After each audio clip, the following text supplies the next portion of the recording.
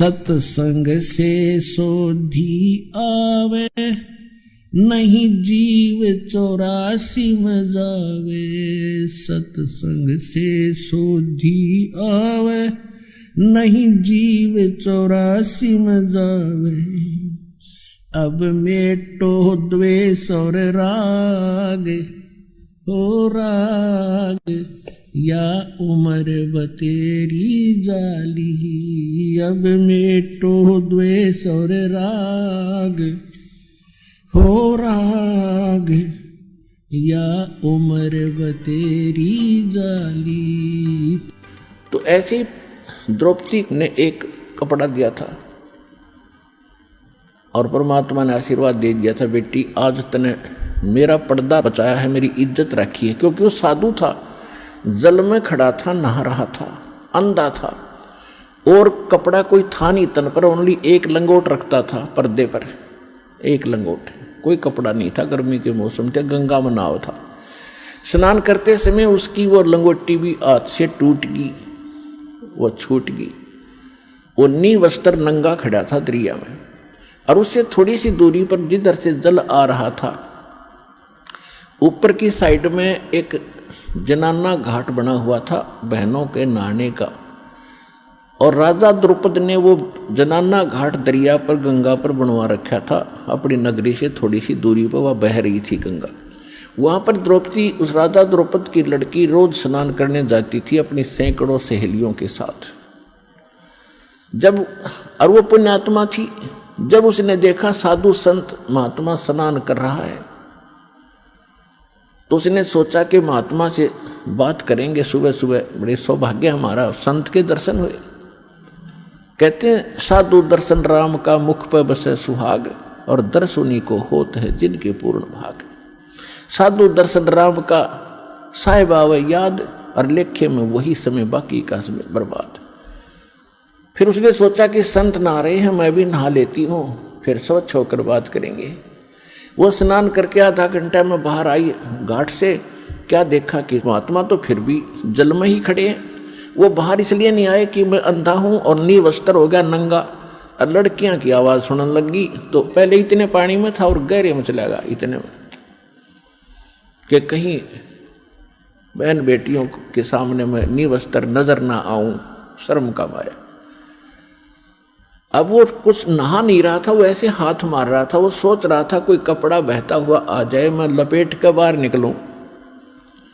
द्रौपदी ने देखा आधा घंटा हो गया, संत नहा नहीं रहा, कुछ खोज रहा है। फिर उसने देखा अपने ध्यान से कि महात्मा तो निवस्त्र है, और ये वस्त्र बिना आवेगा नहीं, बाहर कोई वस्त्र पटड़ी पर है नहीं, ये सारा दिन खड़ा रहेगा, रात को निकलेगा, गल जाएगा भूखा प्यासा।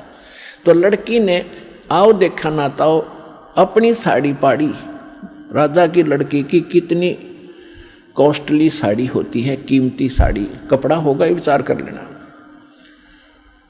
और उसने उस इतनी कीमती साड़ी और संत के लिए पाड़ कर डाल दी। एक लकीर, एक बिलहात की, यानी 9 इंच लगभग, कोपीन आकार की, और पाड़ के और 3 फुट चौड़ी लंबी पानी में डाल दी। बहता हुआ वह साथ से निकल गई, लेकिन महात्मा ने दिखाई नहीं था, लीला थी उनकी, और निकल गई। 7-8 बार ऐसी साड़ी पाड़ पाड़ के, एक बिलहात यानी 9-9 इंच 7-8 बार पाड़ के डाल दी, लेकिन साधु के हाथ नहीं लगी, वो साइड से निकल जाती थी, उसको दिखाई नहीं देता था।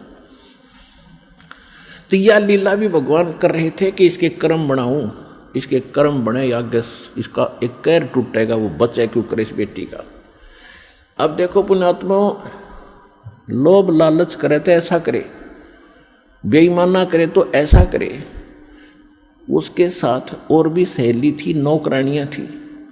उन नौकरानियों को भी कह सकती थी कि एक साड़ी का टुकड़ा डाल दो महात्मा के लिए, तो एक साड़ी का 2 साड़ी डाल। उसने पता था, नौकरानी को मालूम है आज अपनी राजा की लड़की के कहने से हम थोड़ा सा टुकड़ा साड़ी का देंगे, 2 साड़ी देगी, जाते ही 2-3 धोती देगी, बढ़िया, तो वो डाल सकती थी। लेकिन उसने उनको नहीं दिया, क्योंकि उसको मालूम था कि मैं पुण्य करूंगी अपने हाथ से, मुझे मिलेगा, ये करेंगी तो इनको मिलेगा। इतना अध्यात्म ज्ञान उन बच्चों को उसमें दिया जाता था। मैं रोटी खाऊंगी मेरा पेट भरेगा, ये खाएगी इसका भरेगा। तो उसने ये बेईमाना लालच करा, तो लोभ करे तो ऐसे करे, दान धर्म करने का स्वयं करे, अपने डट के करे और सेवा करने का। तो इसी प्रकार जब उसने 7-8 को पीन के ऐसे डाल दी, नहीं हाथ लगी, फिर उन्हें सोचा निकट न्यों नहीं जावे थी कि कहीं महात्मा को आभास ना हो जाए कि लड़की है ये जो कपड़ा डाल रही निकट आएगी, तो कहीं ये आगे को ना सरक जा दरिया की तरफ और बह जावे, मर जावे, यो तेज धार में बह के। बोल इसलिए नहीं रही थी, इसलिए उसने एक लंबी लकड़ी उठाई जंगल से, उसके फिर एक और टुकड़ा पाड़ा, फाड़ के उसके लपेटा और धीरे धीरे साधु संत के हाथ के निकट कर दिया जहां वो ऐसे हाथ मार रहा था। जब उसके हाथ लग गया उसने तुरंत उसको पकड़ा मजबूती से।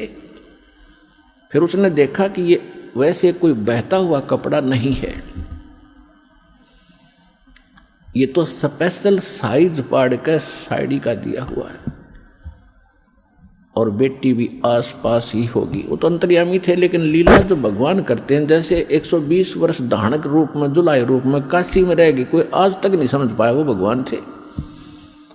आज समझ में आ गया कि वो परमात्मा थे और हैं और रहेंगे। तो ये लीला ऐसी गजब की करता, कोई सोच भी नहीं सकता यूँ भगवान है रह कैसे। अंधे की लीला करे थे, अंधे वाली करी पूरी। इस काल को भी धोखा देता है, यही वेद में लिखा है, और यही नानक साहब कहते ए ठगवाड़ा ठगी देश खरा सियाणा बोता बार, ये धारण गुरु रहा करता। और खुद कहते भगवान सोचल सिद्धर मैं करूं अपने जन के काज।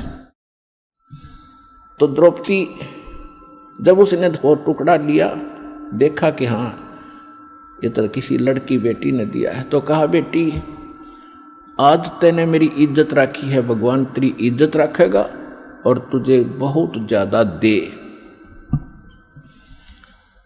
अब उसका वचन कैसे टले, तो सुपात्र को दिया दान। इस संसार में आने वाले कैर से भी कुछ ऐसे कर्म हैं जो दान से ही कटते हैं, कुछ ऐसे कर्म हैं जो सेवा से ही कटते हैं, कुछ ऐसे पाप कर्म हैं जो आपके आरती सिमरन सत्संग सुनने से कटेंगे, कुछ ऐसे कर्म हैं जो दान धर्म करने से और हवन यज्ञ करने से कटेंगे, कुछ ऐसे कर्म हैं जो दंडोत प्रणाम से ही आपके नाश होंगे, कुछ ऐसे पाप कर्म हैं जो सिमरन से ही कटेंगे। तो हमने सारे फार्मूले अपनाने अपने अंतःकरण को दौड़ने के लिए, साफ करने के लिए। तो वो तरीके सारे के सारे आपको यहाँ मिलेंगे और पृथ्वी पर नहीं हैं। इससे आपका अंतःकरण भी साफ होगा, जिस कारण से आपको इस जीवन में भी सुख होगा और मोक्ष भी मिलेगा।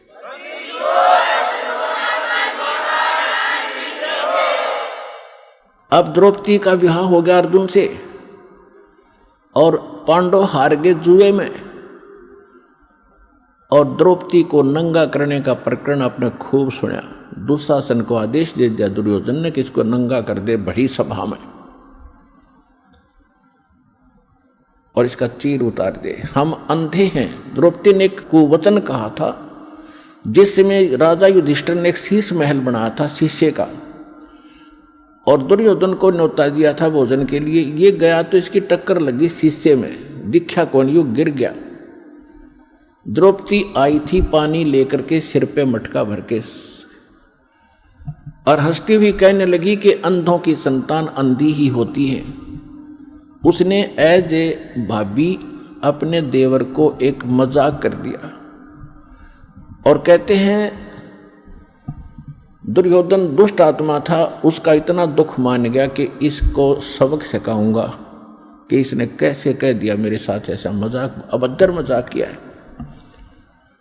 अपने आत्माओं परमात्मा कहते हैं साधु सोना और सजन, संत भगत सोना और सजन पुरुष टूट जोड़े 100 बार, और दुर्जन और पाका कलश एक के धक दरार।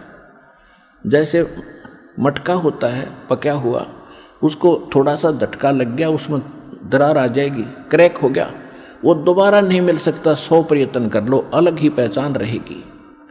इसी प्रकार दुष्ट व्यक्ति एक बार थोड़ा सा भी कोई बात होगी, वो कभी वैसा नहीं हो सकता, वो अपना कुबद मन में जरूर रखेगा, बकवाद करे बिना रह नहीं, उसमें इतना दोष होता है।